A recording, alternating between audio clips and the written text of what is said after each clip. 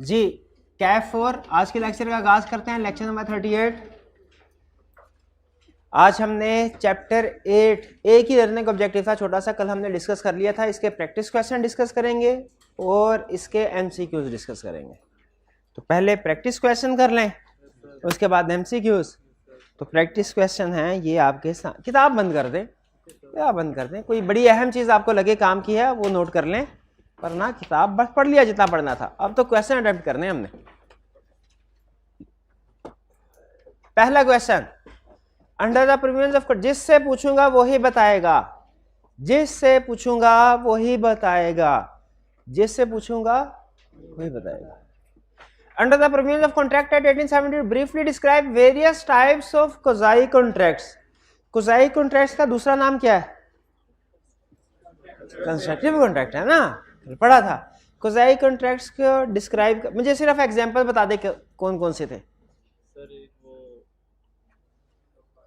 एक वो एक ये बगैर मतलब वो हेडिंग्स, हेडिंग्स क्यों नहीं याद किया? क्यों नहीं याद किया यार? ऐसे ना किया करें, याद रोज का काम रोज याद नहीं करते, आज करना है। पिछले पूरे 2 महीने का काम आज याद करेंगे आप, मुझे तो यही लग रहा है। कोजाई कॉन्ट्रैक्ट्स की examples, necessities of life supplied to minor or person of unsound mind। एक money paid to another person by interested person, money paid under influence or by mistake। 3 example हो गए। Non graduate act, payment for non graduate act, finder of the lost goods. ये 5 example थी, कल हमने discuss की थी, 5 example थी। चलिए next, comment on enforceability of following agreements executed with minor. Enforceability का मतलब बताना है कि ये कॉन्ट्रैक्ट एनफोर्सेबल है कि नहीं। ए, मेरा तो ये ख्याल है माइनर के साथ जो भी एग्रीमेंट्स होते हैं वो वाइड होते हैं। नहीं नहीं नहीं नहीं, नहीं। ये कंसेप्ट कंप्लीट नहीं, सही नहीं है। सही कंसेप्ट क्या है? कॉन्ट्रैक्ट वाइड होते हैं अगेंस्ट माइनर, लेकिन माइनर उनको इन्फोर्स करवा सकता है। लेकिन कुछ केसेस में माइनर के खिलाफ भी कॉन्ट्रैक्ट इन्फोर्सेबल है। जैसे इंसेसिव सप्लाई प्रोवाइड करें, उसकी प्रॉपर्टी से पैसे रिकवर करवा सकते हैं आप, ठीक है। जैसे जो कॉन्ट्रैक्ट वो पहले पढ़ा था, गार्डियन करता है माइनर के बिहाफ पे, माइनर की वेलफेयर के लिए, वो भी माइनर के खिलाफ इन्फोर्स करवाया जा सकता है। तो इसीलिए याद रखें, आपने ये माइनर बेसिक कंसेप्ट को ध्यान में रखें कि माइनर के एग्रीमेंट सारे वाइड है, इसको वाइड नहीं कर देना सबको। पहला है, Mariam a minor buys medicine from Jain, Mariam has no property, recover करवाए जा सकते हैं? नहीं करवाए जा सकते। क्यों नहीं करवाए जा सकते? क्योंकि पैसे रिकवर करवाए जाएंगे माइनर की प्रॉपर्टी से। है ये नेसेसिटी ऑफ लाइफ? क्या मेडिसिन नेसेसिटी ऑफ लाइफ है? यस है, लेकिन पैसे रिकवर करवाए जाते हैं, माइनर की प्रॉपर्टी नहीं है, तो पैसे भी रिकवर नहीं हो सकते। क्लियर? ये B, Habib supplied necessaries of life to Arsalan a minor. Habib ने अरसलान को, माइनर था, नेसेसरीज ऑफ लाइफ प्रोवाइड की। बताइए क्या रिकवर करवा सकते हैं? बिल्कुल, अरसलान की प्रॉपर्टी से रिकवरी हो सकती है। किस प्राइस की? कॉन्ट्रैक्ट प्राइस की के रीजनेबल प्राइस की? कॉन्ट्रैक्ट तो हुआ ही नहीं, रीजनेबल प्राइस से रिकवरी होगी। जी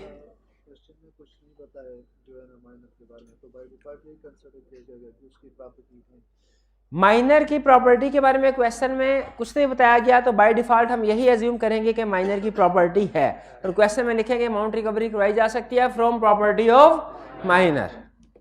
ठीक है जी, आगे ऐसे भी लिख सकते हैं, अगर माइनर की प्रॉपर्टी है तो प्राइस रिकवर करवाई जा सकती है, अगर नहीं प्रॉपर्टी तो रिकवर नहीं। ये भी ठीक है, ये ज्यादा कॉम्प्रिहेंसिव आंसर बन गया। दोनों ऑप्शन डिस्कस कर ली, लेकिन अगर एक ऑप्शन डिस्कस करनी है तो ऑब्वियस ऑप्शन कौन सी है? कि प्रॉपर्टी है, क्योंकि अगर प्रॉपर्टी ना हो तो क्वेश्चन में क्लियरली बताता है। C, Habib supplies necessaries to the wife and children of Arsalan a minor, recover करा सकता है। यानी डिपेंडेंट्स ऑफ माइनर को अगर goods necessities of life supply के, वो रिकवरी हो सकती है। यस, वो भी रिकवरी हो सकती है।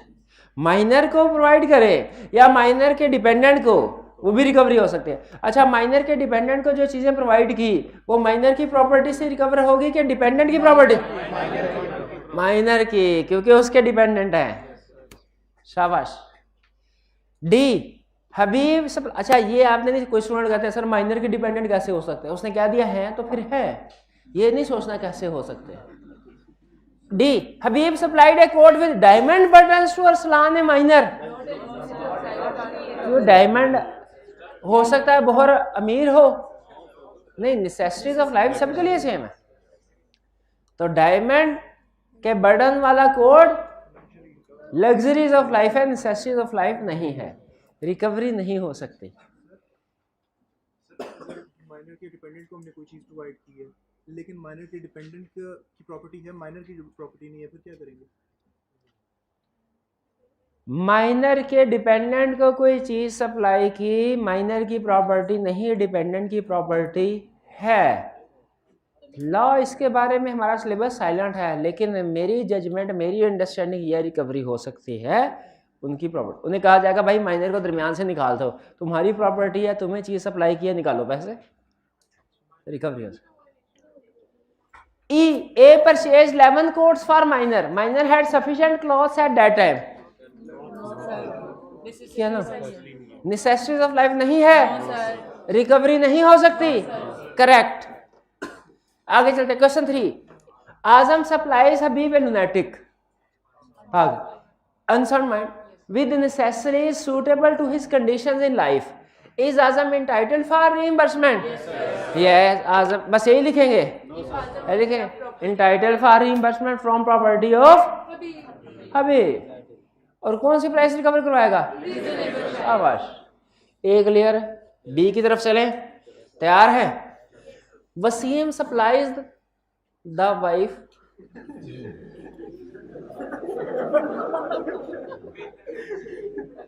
Waseem supplies to the wife and children of Saeed, typing है, to the wife and children of Saeed a lunatic with the necessaries suitable to their condition in life. Is Wasim entitled for reimbursement? Yes, बिल्कुल, क्योंकि अच्छा, इस question में और previous question में क्या फर्क था जो पिछली स्लाइड में था? ना, वो माइनर के दो एग्जांपल्स थी, ये अनसाउंड माइंड की एग्जांपल है। और इसमें और बी में क्या फर्क है? ए में उस अनसाउंड माइंड वाले को नेसेसिटी सप्लाई कर रहा है और बी में उसके डिपेंडेंट्स को। तो डिपेंडेंट को नेसेसिटीज ऑफ लाइफ सप्लाई करे, वो भी तो रिकवरी हो सकती है, बिल्कुल हो सकती है। 4 A part, Babar holds land in Sindh on a lease granted by Azam a zamindar. ठीक है, लीज पे यानी रेंट पे, लीज तकरीबन रेंट ही मतलब होता है इसका लीगली, रेंट ही समझे इसको, रेंट पे प्रॉपर्टी ली। The revenue payable by Azam to the government being in arrears. Azam जो कि मालिक था, उसने रेवेन्यू यानी टैक्स, प्रॉपर्टी टैक्स वगैरह कोई पे करना था।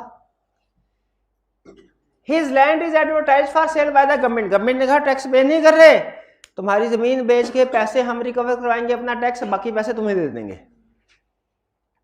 और एडवर्टाइजमेंट कर दी, जमीन बराए फरोख्त। अब किराएदार उधर कोई और है, काम कर रहा है, जमीन बराए फरोख्त। Under the revenue law the consequences of such sale will be the annulment of Babar's lease. अब जब सेल होती है तो इसका मतलब यह कि जो बाबर के लीज एग्रीमेंट था वो खत्म हो जाएगा। मालिक मकान ने टैक्स पे नहीं किया, जो घर को बेच दिया जाएगा तो किराएदार निकाल के बेचा जाएगा ना, यही सिचुएशन है। अब इसमें तो बाबर परेशान फिरेगा। बाबर क्यों परेशान फिरे? वो जो रेंट है उसके हाथ से निकल जाएगा, उसके ऊपर तो वो खेती बाड़ी करता होगा।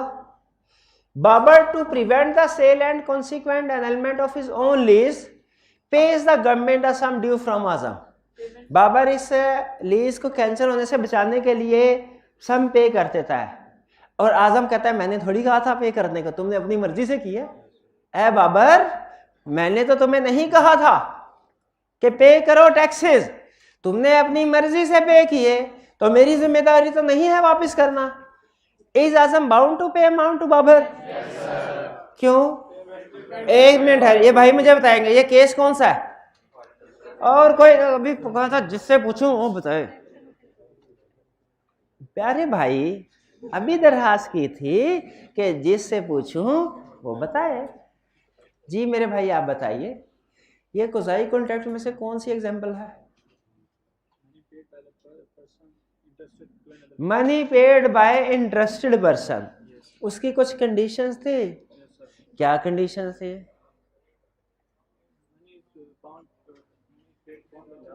Bound by law, legal liability होनी चाहिए। क्या ये टैक्सेस पे करना लीगल लायबिलिटी थी आजम की? यस। दूसरी कंडीशन क्या थी? टू प्रोटेक्ट ओन्स इंटरेस्ट, क्या बाबर ने अपना इंटरेस्ट प्रोटेक्ट करने के लिए, बिल्कुल अपनी लीज बचाने के लिए पेमेंट की। तीसरी कंडीशन क्या थी?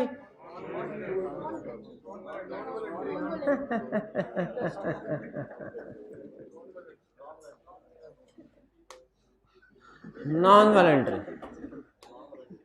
नॉन वॉलंटरी है ना, उसकी इंटेंशन है ना पैसे वापस लेने की। तीनों कंडीशन पूरी हो गई, रिकवरी हो सकती है। भाई एग्जाम में केस स्टडी में सिर्फ यस लिख देंगे कि तीनों कंडीशन पूरी करवाएंगे, सिचुएशन मैच करके जो सिचुएशंस है ना उसकी कंडीशन लिखनी है। आगे चले। B, Azam pays arrears of rent of Babar voluntarily to avoid dispute between Babar and his landlord. Babar उसके लैंडलॉर्ड में डिस्प्यूट, लड़ाई झगड़ा ना हो, सुलह पसंद। उसने सुना था किसी का लड़ाई झगड़ा खत्म करवाए जन्नत में घर मिलता है। उसने कहा जन्नत में घर लेते हैं और पे कर देते हैं रेंट को। Can Azam recover this amount from Babar? क्यों नहीं? एक तो वॉलंटरी पे किया है और दूसरा वो वॉलंटरी का मतलब ग्रेजुएसी होता है। ये एक ही पॉइंट है, एक पॉइंट की दो हेडिंग तो ना बनाए। वॉलंटरी का मतलब ग्रेजुएट कल बताया नहीं था, वो वॉलंटरी का मतलब ग्रेजुएट का बताया था ना। तो दूसरा पॉइंट कौन सा हुआ? वो इंटरेस्टेड पार्टी नहीं है, उसका कोई इंटरेस्ट इफेक्ट नहीं हो रहा, कोई इंटरेस्ट ऐसा नहीं है जिसको बचाने के लिए पेमेंट, वो तो दूसरों का आपस का रिलेशनशिप बचाने के लिए पेमेंट कर, लड़ाई झगड़ा ना हो। तो बी में रिकवरी नहीं हो सकती। क्लियर? किसी को कोई इख्तलाफ?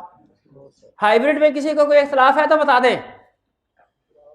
क्या इख्तलाफ है भाईजान, आपको बताएं इख्तलाफ। अच्छा ये ऐसे मैं समझा, ऐसे किया, ठीक है।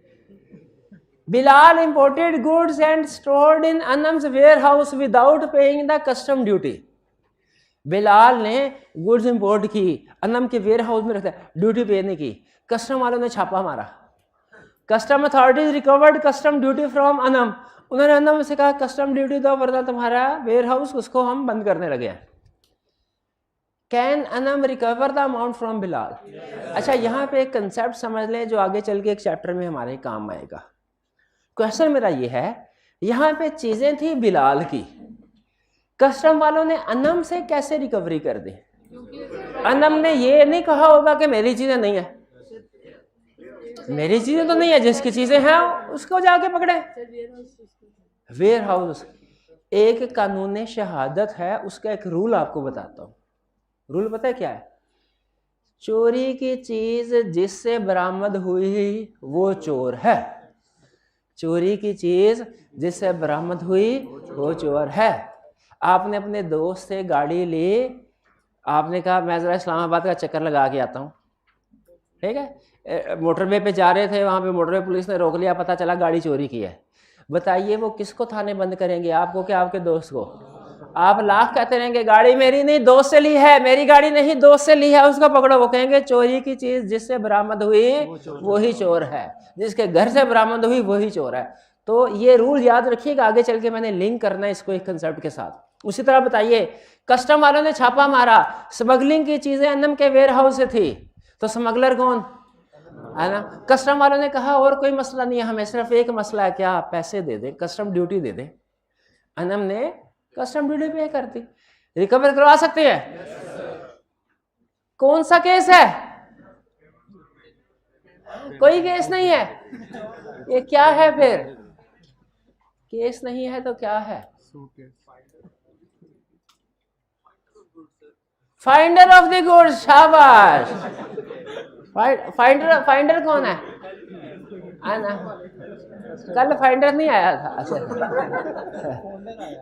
जी भाई कौन सा केस है? Payment by interested party. तो बताइए इसमें रिकवरी का असूल क्या है? कंडीशन थी ना, क्या कंडीशन है? नॉन ग्रेजुएस होनी चाहिए, बिल्कुल हमने नॉन ग्रेजुएस पेमेंट की है। लीगल लायबिलिटी होनी चाहिए, लीगल है। अपना इंटरेस्ट प्रोटेक्ट करने के लिए पेमेंट की, उसने अपना इंटरेस्ट प्रोटेक्ट करना, अपना वेयर हाउस बचाने के लिए पेमेंट किया है। तो इसका मतलब है अनम बिलाल से ये पैसे रिकवर करवा सकती है। तीनों कंडीशन केस के सोल्यूशन में लिखनी है। Question 5, Azam saves Babar's property from fire. आग लगी थी, आग से प्रॉपर्टी बचाई। Can Azam get compensation from Babar? क्यों नहीं? कैसे पता चला ग्रेजुएस है? सर्कमस्टेंसेस ऑफ द केस में पता चलता है। नॉर्मली किसी की आग, घर में दुकान पे आग लगी हो, बचाएं तो ऐसे नहीं देने होते, अनलेस के वो प्रोफेशनल सर्विस प्रोवाइड करने वाले लोग हों, जो कि नहीं होते। हमारे यहाँ इधर 1122 वाले आते हैं, लेकिन वो भी फ्री करते हैं काम, है ना। तो ये ग्रेजुएस एक्ट है, इससे रिकवरी। लेकिन फर्ज कीजिए, क्वेश्चन को आगे लेके चलता हूं, बाबर जब वापस आए बहुत खुश हो, आजम को कहे तुमने अपनी जान पे खेल के मेरी प्रॉपर्टी बचाई, मैं तुम्हें 50,000 रुपया इनाम दूंगा। अब लायबल है। अब ये कौन सा कंसेप्ट है? ये इस चैप्टर का कंसेप्ट नहीं है। एग्रीमेंट टू पे फॉर पास्ट वॉलंटरी सर्विसेज, ये किस चैप्टर में पढ़ा था? चैप्टर 3 में, 6 में, मेरा ख्याल है 3 में था। ये क्लियर है? अकरम एक coolie takes the luggage of Bisma at railway station to her cabin without asking. Bisma ने कहा भी नहीं था, अकरम कुली था, सामान उठाया और उसके कैबिन की तरफ चला गया और उधर उसने जाके सामान रख दिया। Bisma does not object to it, Bisma ने इतराज नहीं किया। Can Akram get compensation of Bisma? क्यों भाई? बिस्मा कहेगी मैंने थोड़ी कहा था, अंकल मैंने तो नहीं आपसे ये कहा था, आप तो खुद अपनी मर्जी से सामान उठा के लेके आए हैं। मैं तो समझी कि आप वैसे ही लोगों की मदद करते हैं, इतने शक्ल से अच्छे नजर आते हैं, तो आप इसी तरह मेरी भी मदद कर रहे होंगे। मुझे पहले पता होता तो मैं आपको मना कर देती। भाई बिस्मा तो यही, जिसने पैसे ना देने हो वो यही कहानी कराता है ना। अब बताइए क्या पैसे अदा करेगा अकरम? क्यों? एक मिनट हारे, क्या अकरम को पैसे मिलेंगे? जिससे पूछूं वो बताए कौन सा केस है, कौन सा केस है? एग्रीमेंट टू पे, sorry, payment for non graduate act. Non graduate act की कुछ कंडीशंस थी ना, अब सर झुकाने से कुछ नहीं होगा, अब कंडीशन बताना पड़ेंगी। नॉन ग्रेजुएट एक्ट की कंडीशन क्या थी? रिकवरी हो सकती है। पहला, एक्ट नॉन ग्रेजुएट हो। कैसे पता चला नॉन ग्रेजुएट है? कुली के लफ्ज से। तो कुली का काम ही यही होता है, कुली के लफ्ज से पता चला। कुली सामान एक जगह से दूसरी जगह लेके जाते हैं तो पैसे लेते हैं, पता है कि नहीं पता आपको? तो ये नॉन ग्रेजुएट एक्ट था। दूसरी कंडीशन क्या थी? लॉफुल एक्ट होना चाहिए। क्या ये एक्ट लॉफुल है, सामान एक जगह से दूसरी जगह लेके जाना? लॉफुल एक्ट है। तीसरी कंडीशन क्या थी? कुछ तो बोल मेरे दोस्त, तीसरी कंडीशन क्या थी? एंजॉयड द बेनिफिट, यानी बेनिफिट्स। तो तीनों कंडीशन पूरी हो गई। अकरम को पैसे मिलेंगे? जरूर मिलेंगे। Awais, a tradesman leaves goods at Afaq's house by mistake। गलती से कुछ चीजें वो अफाक के घर पे छोड़ा है। Afaq treats the goods as his own। Afaq ने समझा ये मेरी ही चीजें हैं। Can Awais recover the amount from Afaq? कौन सा वाला केस है? मिस्टेक वाला, ठीक है। Amount or goods delivered under coercion or by mistake, तो रिकवरी हो सकती है बाय मिस्टेक गुड्स की। लीव्स गुड्स, लीव्स गुड्स का मतलब है उधर छोड़ आता है। बाय मिस्टेक भी लिखा हुआ आगे। आप कह रहे हैं जानबूझ के छोड़ गया, लीव से ये पता चल रहा है। नहीं नहीं, लीव्स के मतलब समझने की बजाय पहले मिस्टेक का नोट कर ले लफ्ज। उसने क्लियरली क्या दिया, गलती से छोड़ा है। 7 Adeel found a diamond ring at wedding reception of Bilal. Adeel told Bilal and other guest about it with an intention to find the true owner. Can Adeel retain the diamond ring? नहीं नहीं, मेरा ख्याल है बिलाल रिटेन करेगा, शादी तो उसकी हो रही थी।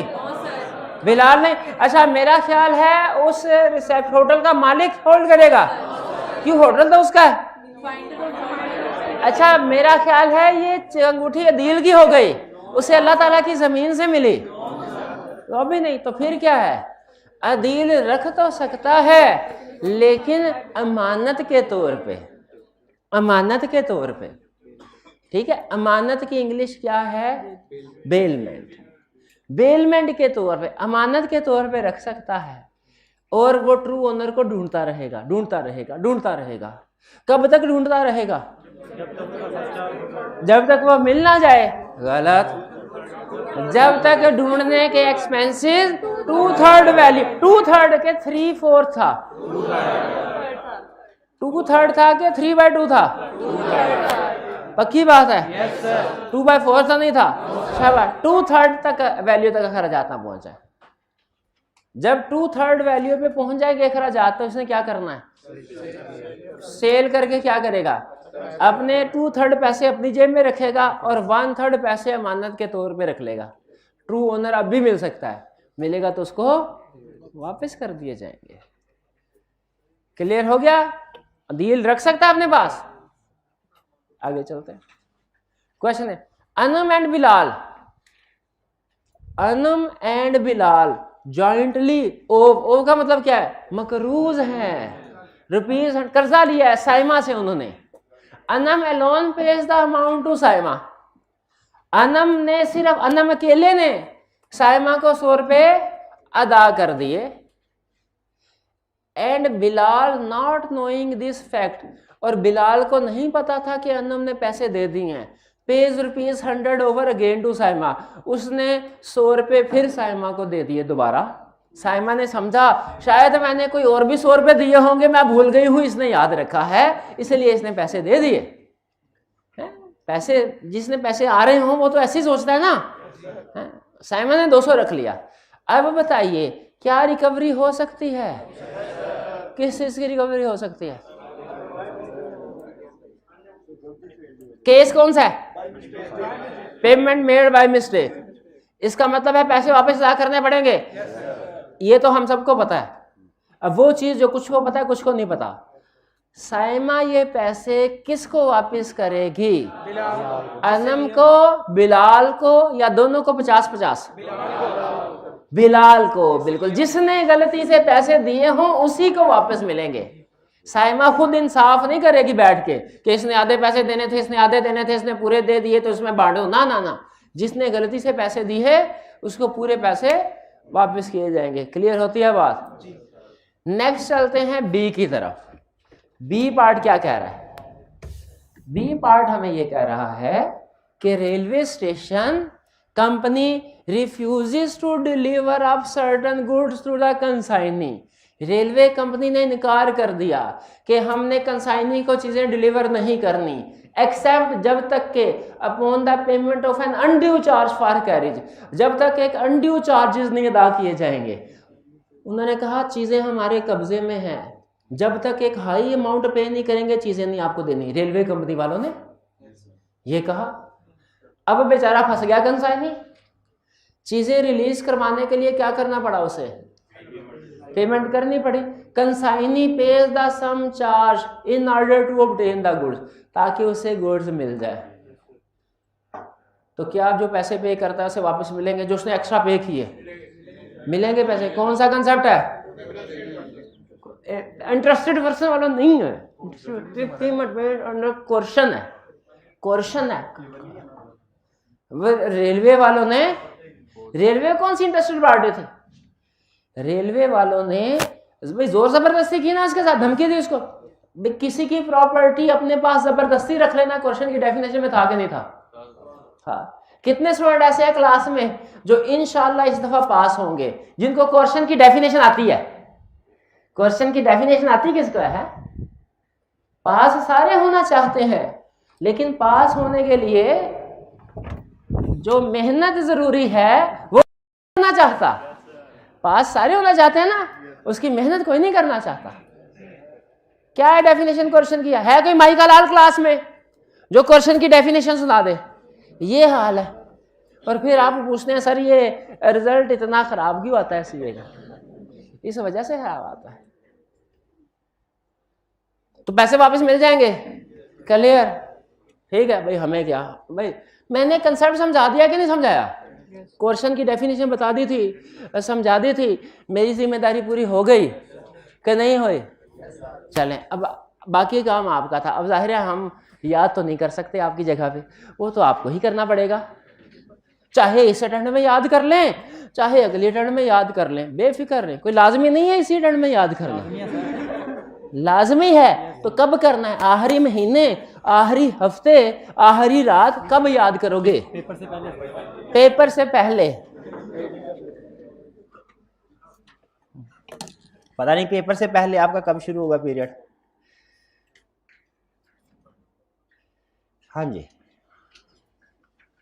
अब चलते हैं हम क्वेश्चन 9 की तरफ।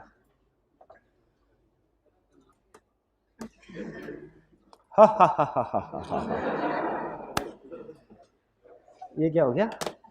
अभी ठीक करते हैं इसको।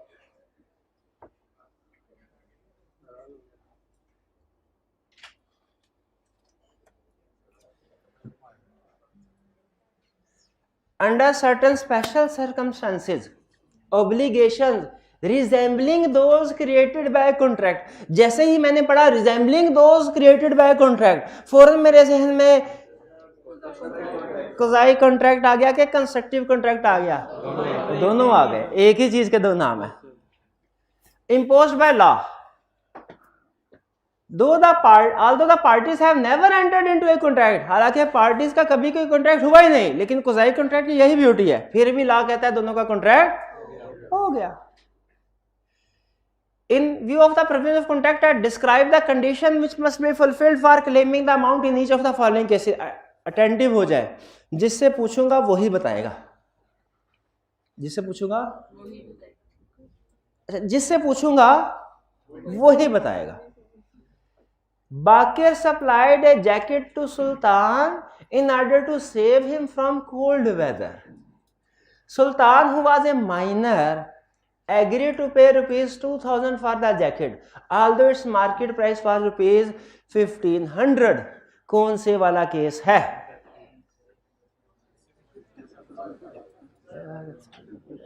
मर जाए, कलप के मर जाए, नहीं बात समझ आने। लेकिन एक मेरे पास दाव है, एक जिससे आप नहीं बोलेंगे। एक क्लास में मैंने आजमाया था, बेहतरीन दाव था कि अब जो भी बोला ना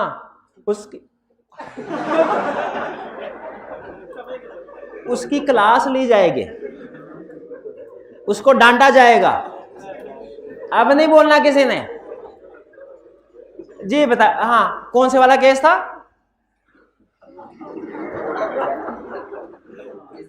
अच्छा आप तो बता दें, आपके लिए पाबंदी नहीं है।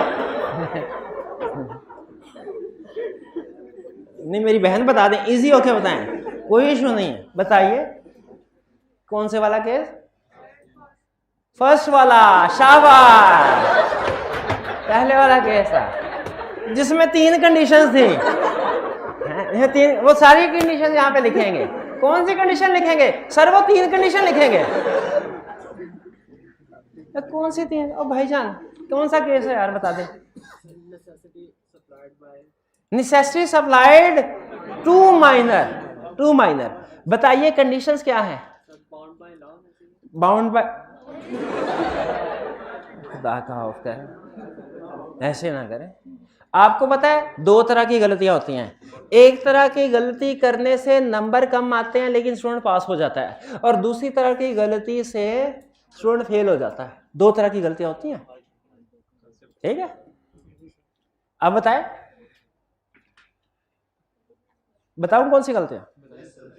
अब भूल तो जाते हैं आप, आपने कौन सा अमल करना है मैं नहीं बता रहा, बताओ भाई। नहीं अमल तो आपने करना नहीं, फायदा मेरे कल्पने का। अभी कल्प एक बात कहता हूं आप वो नहीं मानते। अब कहा मैं कहा किसी को नहीं, कोई और कोई नहीं बताएगा, सब बता रहे थे। अच्छा सुन ले, हमारे लॉ में थ्योरी का कोई भी पेपर होता है ना, उसमें याद करने के लिए अक्सर कुछ पॉइंट्स होते हैं, जैसे एसेंशियल्स है। हमने ऑफर के एसेंशियल्स पढ़े, हमने एक्सेप्टेंस के एसेंशियल्स पढ़े, हमने कॉन्ट्रैक्ट के एसेंशियल्स पढ़े, हमने कंसीडरेशन के एसेंशियल्स पढ़े, हमने मिस रिप्रेजेंटेशन के एसेंशियल्स पढ़े, हमने क्वेश्चन के एसेंशियल्स वगैरह, फ्रॉड के पढ़े। वो गलती जैसे मार्क्स कम आते हैं लेकिन बच्चा पास हो जाता है, वो क्या है? एसेंशियल्स याद हैं लेकिन सारे नहीं याद, एक दो भूल गए, एग्जाम में गए एक दो एसेंशियल्स भूल गए, इससे नंबर कम आएंगे लेकिन बच्चा इंशाल्लाह पास हो जाता है। इस वजह फेल किस वजह से होता है? एसेंशियल सारे याद थे, सारे के सारे लिखे, लेकिन उसने पूछे थे ऑफर के, लिख दिए एक्सेप्टेंस के। तो ये जहन में रखिएगा, अगर सही कंसेप्ट पे पहुंच गए लेकिन कंसेप्ट को पूरा नहीं बता पाए, आप इंशाल्लाह पास हो जाएंगे। लेकिन अगर क्वेश्चन पढ़ के पहुंचे ही गलत कंसेप्ट पे, फिर वो गलत कंसेप्ट चाहे आप परफेक्ट क्यों ना रिप्रोड्यूस करते, नंबर 0 है और स्टूडेंट फेल।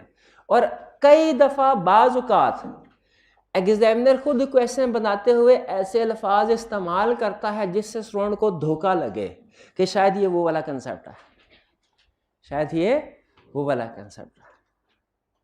ठीक है, तो जैसे एक क्वेश्चन, अब मुझे बताइए, what are the essentials of offer, clearly पता चल गया? What are the essentials of acceptance, clearly पता चल गया? अब जरा क्वेश्चन देखिए आई कैप कैसे बनाएगा।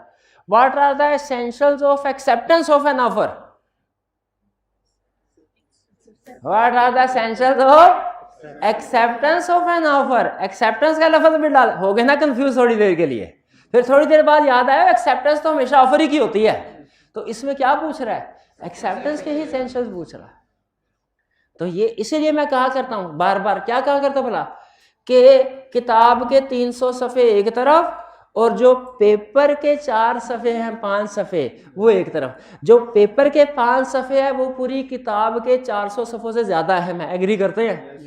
क्योंकि पेपर में जो क्वेश्चन आ गया ना वही कंसेप्ट अहम है, बाकी का कंसेप्ट अहम नहीं। और इसमें भी पेपर के 5 सफ़ों में भी वो 15 लाइनें जो रिक्वायरमेंट्स वाली हैं या 20 लाइनें जो रिक्वायरमेंट्स वाली हैं वो ज़्यादा अहम है बाकी के पेपर से। तो रिक्वायरमेंट को क्वेश्चन पेपर में बार बार पढ़ें, 2 दफ़ा पढ़े, 3 दफ़ा पढ़े, कन्फर्म हो जाए कि यही पूछ रहा है, उसके बाद क्वेश्चन शुरू करें। वरना एस्टूडेंट, मैंने भी ये गलती की है, रिक्वायरमेंट पढ़ी, पहली दफ़ा एक ही दफ़ा पढ़ी, जहन में आया वो लिखना, सारा बड़ा अच्छे तरीके से लिखा है, जब एग्जामिनेशन हॉल से बाहर निकले तो पता चला ये तो लिखना ही नहीं था, तो पूछा ही कुछ और था। तो ये जहन में रखे, क्वेश्चंस को कंप्लीट करना अहम नहीं है, क्वेश्चंस को करेक्ट करना रिक्वायरमेंट के मुताबिक, करेक्ट, ये अहम है। तो ये याद रखेंगे। क्या बताया भला, क्या याद रखना है कि एग्जाम में जाके रिक्वायरमेंट को बार बार पढ़ना है, जब 100% तकरीबन श्योर हो जाए क्या पूछ रहे हैं फिर लिखना शुरू करना है, चाहे इसमें आपका कोई टाइम एक्स्ट्रा क्यों ना लग जाए, ज़ाया नहीं, एक्स्ट्रा क्यों ना लग जाए। ठीक है, कोई मसला नहीं। पूछ लीजिए, जितने भी स्टूडेंट फेल होते हैं पूछ लीजिएगा उनसे, क्या इस वजह से फेल हुए हो कि टाइम कम था? कोई नहीं कहेगा कि टाइम, न्यूमेरिकल के पेपर्स में नॉर्मली ये होता है टाइम कम था। थ्योरी का कोई पेपर किसी से पूछ ले, टाइम कम होने की वजह से बच्चा फेल नहीं होता। किस वजह से? पेपर को सही अटेम्प्ट नहीं किया। तो ये बात याद रखेंगे, रिक्वायरमेंट को बार बार बार बार पढ़ना है एग्जाम में, क्योंकि ये वो लाइंस हैं जो आपके पूरे बुक में सबसे ज़्यादा अहम थे, या पूरी जितनी भी आपने प्रैक्टिस की है वो सबसे ज़्यादा अहम है। तो भाई इसीलिए बात यहाँ से शुरू हुई थी, आप सिचुएशन ही गलत बता गए। सही सिचुएशन में आप एक पॉइंट लाना बताते तो मैं चुप कर जाता, निकल जाता आगे, लेकिन आपने सिचुएशन ही गलत बताई, ये मेरे से बर्दाश्त नहीं हुआ। तो ये कौन सा केस है फिर से बताइए, बाकिर वाला? Necessity supply. इंटरेस्टेड पर्सन वाला तो नहीं है ना, नेसेसिटी सप्लाइड। अच्छा बताइए इसमें क्या कंडीशंस है, नेसेसिटी सप्लाइड की क्या कंडीशन है कि रिकवर करवाई जा सकती है, माइनर को गुड सप्लाई की गई है, क्या नेसेसिटीज ऑफ लाइफ है, रिकवर करवाई जा सकती है किससे, माइनर की प्रॉपर्टी से, लेकिन रीजनेबल प्राइस, जो कि इस केस में क्या है 1500। आपके सोल्यूशन में ये 4 अल्फाज लाजमी आने चाहिए, कौन कौन से, minor, necessities of life, property, reasonable price. जिसके सोल्यूशन में 4 अल्फाज आगे आगे पीछे जो मर्जी लिखा हो पूरे नंबर इंशाल्लाह, और जिसने ये 4 अल्फाज नहीं लिखे पूरा सफा क्यों ना छाप दे, नंबर नहीं मिलना उसको। आगे चलते second, Roohi who paid the electricity bill of Saulat without being asked is now demanding payment from Saulat. Roohi ने सोलत का बिजली का बिल पे कर दिया, उसने कहा भी नहीं था उसको, उसे कह रहे पे मिलेगी पेमेंट वापस रूही को, क्यों नहीं मिलेगी, इंटरेस्टेड पार्टी नहीं, हालांकि लीगल पेमेंट है लेकिन इंटरेस्टेड नहीं है, उसने अपने इंटरेस्ट को प्रोटेक्ट करने। क्वेश्चन में कहीं ऐसी इंफॉर्मेशन नहीं दी जिससे पता चले रूही का कोई इंटरेस्ट था, रूही का कोई इंटरेस्ट था, तो इंटरेस्ट नहीं। हाँ अगर ये कुछ स्टूडेंट होते हैं ज्यादा एनालिटिकल होते हैं, वो कहते हैं सर ये नहीं लिखा हुआ कि इंटरेस्ट था रूही का, ये भी तो नहीं लिखा हुआ कि इंटरेस्ट नहीं था। तो अगर आप ऐसे सोचना चाहते हैं तो फिर अजम्पशन ले, दोनों डिस्कस करते हैं कि इफ रूही का इंटरेस्ट था तो पैसे रिकवर हो सकते हैं इलेक्ट्रिसिटी बिल, इफ रूही का इंटरेस्ट नहीं था तो पैसे रिकवर नहीं हो। यहाँ तो दोनों बातें लिखे, या अगर एक बात लिखनी है तो वो लिखे जो ज्यादा ऑब्वियस है। ज्यादा ऑब्वियस कौन सी बात है कि रूही इंटरेस्टेड पार्टी नहीं, कैसे हमें पता चला ये ज्यादा ऑब्वियस है, क्योंकि क्वेश्चन में उसने कोई ऐसी इंफॉर्मेशन नहीं दी। क्लियर, आगे चलें जी। समय हाँ क्वेश्चन उन्होंने कहा सर आपने रिक्वायरमेंट्स देखे, रिक्वायरमेंट में बता रहा है describe condition which must be fulfilled. Requirement में ये तो नहीं कह ही नहीं रहा कि बताइए रिकवरी पॉसिबल है कि नहीं है, देखा कंडीशन पूछ रहा है, तो कंडीशन कौन सी पूरी होनी चाहिए, ये रूही मस्ट बी, वो तो इलेक्ट्रिसिटी से पता चल रहा है कि बाय लॉ है, Roohi must pay the bill to protect her own interest. ये कंडीशन पूरी होती है तो रिकवरी करवा सकता है, वरना नहीं। ठीक, और इसमें ऊपर वाले में क्या लिखेंगे, रीजनेबल प्राइस की रिकवरी हो सकती है और वो भी अगर प्रॉपर्टी है, वरना नहीं। थर्ड, समी picked up the goods purchased by Nadia from the supermarket and took them to her car. Nadia did not object to it. Sami demanded service charges from Nadia. कर सकता है? अच्छा ये क्या है? कर सकता है? कर सकता है कि नहीं कर सकता?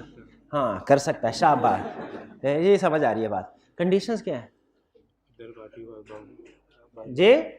बाउंड लॉफुल एक्ट, बाउंड में लॉफुल एक्ट हो, लॉफुल है, और नॉन ग्रेजुएस, नॉन ग्रेजुएस है, person has enjoyed the benefit. ठीक है, तो इसमें क्वेश्चन में क्लियर नहीं पता चल रहा है कि पर्सन एंजॉयड द बेनिफिट और लॉफुल है, ग्रेजुएस नॉन ग्रेजुएस का नहीं पता चल रहा, तो वो आप लिख सकते हैं कि as this act is lawful and Nadia has enjoyed the benefits, therefore Kuli can recover the amount if it was a non-gratuitous act। समझ आ रही? आगे चलते हैं।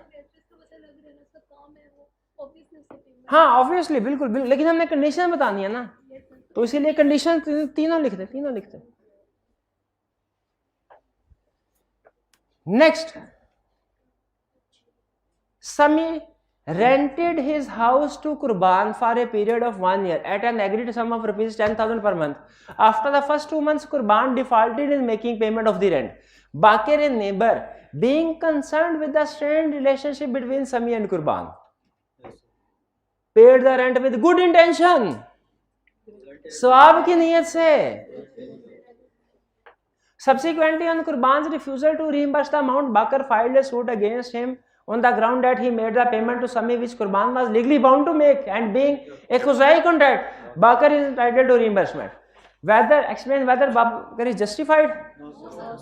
नहीं, बाकर को पैसे नहीं मिलेंगे? क्यों नहीं मिलेंगे? एक मिनट है, पहले बताइए केस कौन सा है, हेडिंग कौन सी, कुजाई कॉन्ट्रैक्ट की कौन सी टाइप है जिसमें केस बना हुआ है? ऐसे हाँ, पेमेंट बाय इंटरेस्टेड पर्सन, तो हाँ वो नहीं है, तो कौन सा केस हुआ ये? ग्रेचुटस एक्ट है। ग्रेचुटस नहीं, ग्रेचुटस एक्ट वाला तो कुजाई कॉन्ट्रैक्ट में एग्जांपल ही नहीं थी। पेमेंट फॉर नॉन ग्रेचुटस एक्ट की एग्जांपल थी, पेमेंट फॉर ग्रेचुटस एक्ट की एग्जांपल तो नहीं थी। ये एग्जांपल तो चैप्टर 3 में थी, पेमेंट फॉर पास्ट ग्रेचुटस एक्ट। हाँ स्वाब की नीयत से, इस वजह से वो समझ आया ग्रेचुटस। अच्छा वैसे इनका आर्गुमेंट वैलिड है, लेकिन मैं पूछ रहा हूँ हेडिंग बताएं कौन सी वाली हेडिंग में ये आ रहा है, तो वह है पेमेंट बाय इंटरेस्टेड पर्सन। उसके लिए कंडीशंस कौन कौन सी हैं? लॉफुल ड्यूटी ऑब्लिगेशन जो पे करनी है, दूसरा by interested party to protect his own interest, तीसरा नॉन ग्रेचुटस। और ये 3 कंडीशन पहले लिख देंगे क्योंकि इसकी बेस पे हमने क्वेश्चन सॉल्व करना है। बताया था ना केस स्टडी कैसे सॉल्व करनी है, डिसीजन भी लिखना है, बेसिस ऑफ डिसीजन भी लिखना है, ठीक है। तो बेसिस ऑफ डिसीजन में ये तीनों बातें हैं, तीनों कंडीशन आ जाएंगी। डिसीजन क्या है? पेमेंट कुर्बान बाकर को रीइंबर्समेंट होगी कि नहीं? क्यों नहीं होगी? वो इंटरेस्टेड पार्टी नहीं थी। कैसे पता चला इंटरेस्टेड पार्टी? भाई वो नेबर है, वो उस घर में रहता ही नहीं है जिसका मसला है। और दूसरा ये वॉलंटरी एक्ट लग रहा है, ग्रेचुटस लग रहा है, क्यों? गुड इंटेंशन के वर्ड से। हाँ बाउंड बाय लॉ ठीक है, वो लीगल ऑब्लिगेशन है जो रेंट पे किया उसने, वो लीगली कुर्बान की लाइबिलिटी थी वो पे करना, वो लीगल ऑब्लिगेशन है। नहीं बाउंड बाय लॉ में बाउंड जिसने पेमेंट ओरिजिनली करनी थी उसकी बात होती है, वरना वो तो किसी भी एग्जांपल में थर्ड पार्टी बाउंड नहीं होती। रेंट वाली एग्जांपल में, वो कस्टम वाली एग्जांपल में जब आए थे, या रेंट वाली एग्जांपल में, क्या जो रेंट पे रह रहा है वो प्रॉपर्टी टैक्स पे करने के लिए बाउंड है? उसकी लायबिलिटी तो नहीं, लेकिन वो अगर पे कर देता है ताकि घर सील ना हो क्योंकि किराएदार अंदर रह रहा है, वो उसकी रिकवरी करवा सकता है। 11 Mohsin acquired a piece of agriculture land in Moro Sindh का इलाका होगा, from a local landlord Qasim Soomro on a lease term of 20 years. Revenue payable by Qasim Somro on his land to the provincial government was in arrears. As a result, the land was advertised for sale by provincial government. Mohsin, in order to prevent the sale of land, paid the sum due by Qasim Somro to the provincial government. Explain whether Mohsin can recover such amount from Qasim Somro. ये तो भी थोड़ी देर पहले किया हमने, वही same उसने, तो रिकवरी हो सकती है। केस कौन सा है? Money paid by interested person. तीनों कंडीशन पूरी हो रही हैं, इंटरेस्टेड पार्टी थी, लीगल ऑब्लिगेशन थी, नॉन ग्रेचुटस पेमेंट की है, रिकवरी हो सकती है। Done. Next 12 Yasmin stayed at Hotel Fragrance during the exhibition of her famous Julie brand. After she left, the housekeeping staff found a precious branded ring from a drawer which was handed over to the hotel manager. Meanwhile, Ahmad, who was staying at the hotel, stole the ring and escaped. Ahmad ने ring चोरी कर ली। अच्छा इसमें finder of the lost good कौन था? Hotel का manager, housekeeper, लेकिन चूंकि उनका एम्प्लॉय था तो उसने एम्प्लॉय मैनेजर को हैंड ओवर कर दिया। मैनेजर होटल का मैनेजर या होटल का स्टाफ, वो एक ही समझा जाएगा। Meanwhile, Ahmed, who was staying at the hotel, stole the ring and escaped. Hotel manager tried to contact Yasmin, but she had already proceeded on a year-long tour at an unknown destination. अच्छा मुझे बताइए कि चोरी होने से पहले, ring चोरी होने से पहले जब होटल के मालिक को मिली, मैनेजर को मिली, उसे यास्मीन को ढूंढने की कोशिश करनी चाहिए थी। बिल्कुल। अच्छा रिंग चोरी हो गई, अब भी उसको ढूंढने की कोशिश करनी चाहिए। अब ढूंढ इन्फॉर्म करना और लीगल एक्शन लेना चाहिए, लीगल एक्शन लेना चाहिए। जो चोर है FIR दर्ज करवानी चाहिए, इसलिए वो उसको कॉन्टैक्ट करने की कोशिश कर रहा है।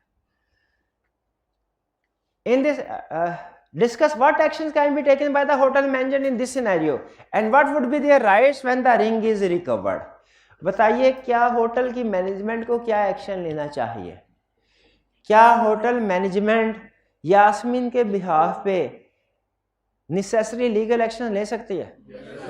बिल्कुल ले सकती है। जो अमानत होती है ना किसी के पास, अगर वो अमानत चोरी हो जाए तो वो उसको ढूंढने के लिए जो भी स्टेप्स जरूरी हों उसको लेने चाहिए। तो इसलिए होटल मैनेजमेंट या होटल मैनेजर नेसेसरी स्टेप्स लेगा, FIR दर्ज करवाएगा और चोर को ढूंढने की कोशिश करेगा। ये तो गए स्टेप्स जो उसने लेने हैं, ठीक है। अच्छा, अगर अंगूठी गुम होने से पहले वो कहता कि स्टेप्स क्या लेगा, तो हम कहते हैं अंगूठी को सेफ कस्टडी में रखने के लिए जो भी जरूरी स्टेप्स हैं उसे लेने चाहिए। लेकिन अंगूठी गुम होने के बाद नेसेसरी स्टेप्स क्या होंगे? उसको ढूंढने के लिए जो भी जरूरी स्टेप्स हैं वो लेंगे, चोर के खिलाफ लीगल एक्शंस लेंगे। और जब अंगूठी मिल जाए, उनके राइट्स क्या हैं जब अंगूठी मिल जाए? कि जितने भी एक्सपेंसेस इनकर हुए हैं वो रिकवर करवा सकते हैं। क्लियर जी? अगर नहीं मिलते तो अंगूठी अपने पास रखे। अगर यास्मीन कहे मैंने तुम्हें कोई एक खर्चा नहीं देना जो तुम्हारे हुए हैं, तो फिर होटल मैनेजर क्या कर सकता है? अंगूठी अपने पास रखे, उसको बेच के अपने एक्सपेंसेस अपने पास और बाकी के वापस यास्मीन को कर दे। अंगूठी ना मिले तो फिर कोई पैसा नहीं, फिर कोई पैसा नहीं। एक्सपेंस भी क्या है, उसका अपना फॉल्ट था, उसके हाथ से अंगूठी चोर ले गया, ये कम फॉल्ट है उसका। जी हाँ जी, अगर लीगल एक्सपेंसेस के 2/3 प्राइस से ज्यादा हो जाए तो फिर सिर्फ 2/3। तो देखिए अब ये चीजें सिलेबस से बाहर जा रही है। अगर लीगल एक्सपेंसेस 2/3 से ज़्यादा भी हो जाएं तो असूली तौर पे स्टिल ओनर को 2/3 से ज़्यादा जो खर्चा हुआ है वो भी पे करना चाहिए। लॉ ने ये नहीं कहा हुआ, नोट कीजिए, लॉ ने ये नहीं कहा हुआ कि सिर्फ 2/3 के अखराजात रिकवर होंगे, ये नहीं कहा हुआ। उसने क्या कहा? उसने कहा कि 2/3 तक पहुंच जाए अखराजात तो आप उस चीज़ को बेच के रिकवर कर सकते हो, ये कहा हुआ। तो 2/3 से ज़्यादा भी आपके अखराजात अगर होते हैं आप उनसे रिकवर करवा सकते हैं, लेकिन आपके पास एक राइट आ जाता है कि आप सेल कर सकते हैं। क्लियर? क्वेश्चंस हो गए? अब क्या करना है? एम से छुट्टी नहीं करनी, अभी MCQs करना है। पहला, quasi contract means obligation imposed by law resembling those created by contract, या obligations partly created by contract and partly by law, या obligation partially enforceable by law, या obligation imposed by contract। contract तो हुआ ही नहीं है, तो quasi contract में कौन सी obligations है? imposed by law। कौन सी option correct? A option correct. Second, end वाले भाई सेकंड ऑप्शन नजर आ रही है आपको? नहीं नजर आ रही, कोई बात नहीं, अब नजर आ रही है।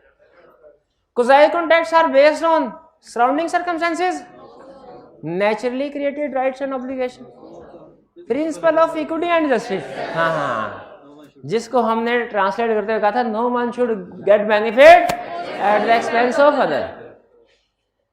सी, principle of reasonable and fairness नहीं, सी ऑप्शन करेक्ट। सेकंड में C option. Third, in case articles of necessities are supplied to the person having no contractual capacity or to his dependent। having no contractual capacity में उसका इशारा किसकी तरफ है? Minor की तरफ, पर्सन ऑफ अनसाउंड माइंड की तरफ। उसको नेसेसिटी ऑफ लाइफ सप्लाई की जाती हैं, तो क्या होगा? Supplier is entitled to be reimbursed from property of that incapable person, from property of dependent, personal liability of that capable है। इसकी पर्सनल लायबिलिटी नहीं होती, अगर प्रॉपर्टी है तो फिर उसमें से रिकवरी होगी, पर्सनल लायबिलिटी नहीं होती उनकी, यानी उनको हम इंसॉल्वेंट करार नहीं दिलवा सकते केस करके। D, from none of this, correct option क्या हुई? A, from property of that incapable person. For compensation for non-gratuitous act is valid provided party doing act has an intention to get compensation. Person for whom the act is done must have got benefit. Act done by the party is lawful. तो ए लिखूं, B लिखूं, सी लिखूं? सब ठीक है, D लिखूं, all of the above. Fifth, in case necessaries are supplied to the person having no contractual capacity, which of the following is recoverable from his property? Market price, contract price, या reasonable price, या cost plus price? Reasonable. ला word use करता है reasonable price. ठीक है, बज़ाहिर दिखने में market price भी रीजनेबल लग रही है, लेकिन बहरहाल ला ने जो वर्ड यूज किया वो कौन से है? Reasonable price. Finder of the goods is under legal obligation for taking reasonable care of the goods, required care of the goods, little care of the goods, that much care which he can take. Student कहने का sir that much care which he, जो भी care कर सकता है वो करे. तो अगर अंगूठी दरिया में गिर जाए तो उसको रिकवर करवाने, टेक केयर करने के लिए दरिया में छलांग लगा दे, मार तो सकता है छलांग, लेकिन वो रीजनेबल स्टेप नहीं ना होगा. तो कौन सी केयर करनी है? Reasonable care. प्राइस भी कौन सी रिकवर हुई थी पिछले वाले क्वेश्चन में? Reasonable price. Reasonable price, reasonable care, reasonable price, reasonable care. कोई पूछे रीजनेबल प्राइस का वर्ड कहाँ यूज हुआ था कोज़ाई कॉन्ट्रैक्ट में? रीजनेबल केयर का वर्ड कहाँ यूज हुआ था? 7. When one party under a mistake of fact or mistake of law pays money to another party which is not due by contract, then another party should refuse to repay it. Another party must repay it to the party paying it. B option correct. अभी हमने पढ़ा था. Another party may repay to party paying it. may नहीं, must करना चाहिए. Another party may refuse to repay. नहीं, उसे return करना चाहिए अदर पार्टी को.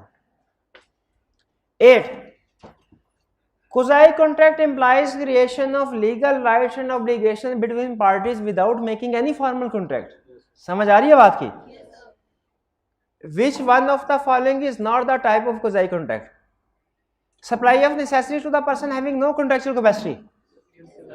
ये एग्जाम्पल थी. Supply of necessaries to the person having no contractual capacity or to his dependent. ये भी एग्जाम्पल थी. तो हमने कौन सी ढूंढनी है? अच्छा, जो एग्जाम्पल नहीं है, ठीक है. Obligation to pay for non-gratuitous sector services, ये भी एग्जाम्पल थी. Obligation to pay for gratuitous sector services, ये एग्जाम्पल नहीं थे. ये कोज़ाई कॉन्ट्रैक्ट की एग्जाम्पल नहीं थी, ये चैप्टर 3 की एग्जाम्पल थी. ठीक है, तो करेक्ट ऑप्शन क्या हुई? D. 9. Mr. A has lost his pet dog. Not being able to find it out, he announces that whosoever finds it and returns it back to him, he will reward him a certain amount. Mr. D found that dog and took custody of it. On tracing Mr. A, Mr. D claimed expenses which he incurred for the maintenance of dog and reward. कौन से पैसे मिलेंगे? Reward मिलेगा कि expensive भी मिलेंगे? दोनों मिलेंगे. ये finder of the lost good वाला कंसेप्ट लगेगा. Finder of the lost good में जो उसको रीजनेबल केयर करने के लिए जो एक्सपेंसेस लगे वो मिलेंगे, रिवार्ड भी मिलेगा. करेक्ट ऑप्शन क्या है? A. Mister A is bound to pay only reward to mister D, only expense to mister D, both reward and expenses के nothing, both reward and expenses to Mr. D. Mr. A is bound to pay both reward and expenses to Mr. D. Correct option हुई C. अगला question जो इस सारे MCQ में मुझे सबसे ज्यादा पसंद है, एक ही समझ लीजिए काम का क्वेश्चन मुझे लगा. Mr. X supplied rice and wheat worth rupees 20,000. Mr. Y supplied a mobile phone worth rupees 30,000.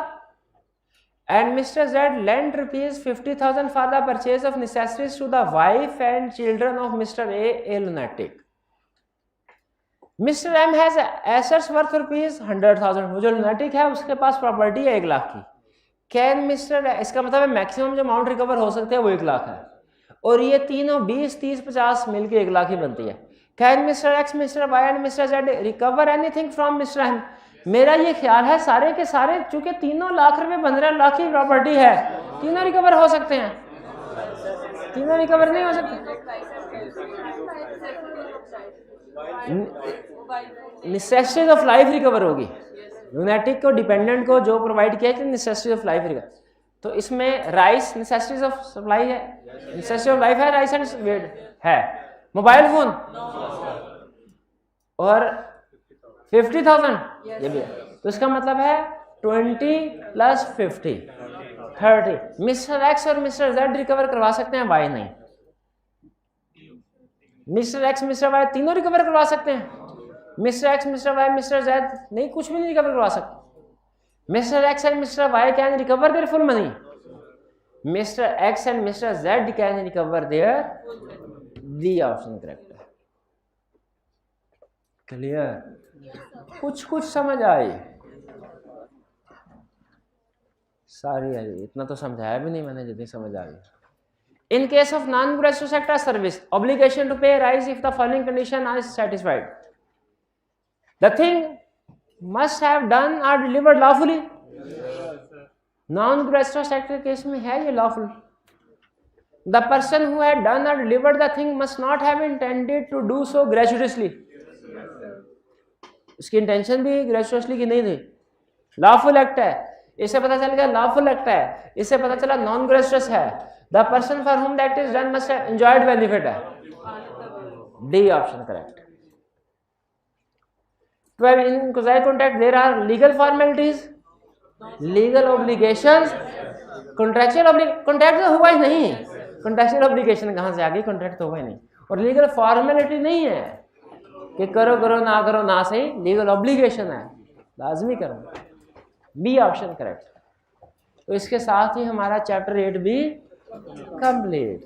आज आपकी होम असाइनमेंट भी नहीं है कोई, आज आप एंजॉय करें जिंदगी। कल इंशाल्लाह चैप्टर 9 स्टार्ट करेंगे, कल आपको होम असाइनमेंट भी मिलेगी। ठीक है, आज का लेक्चर यहाँ खत्म करते हैं। अल्लाह हाफिज।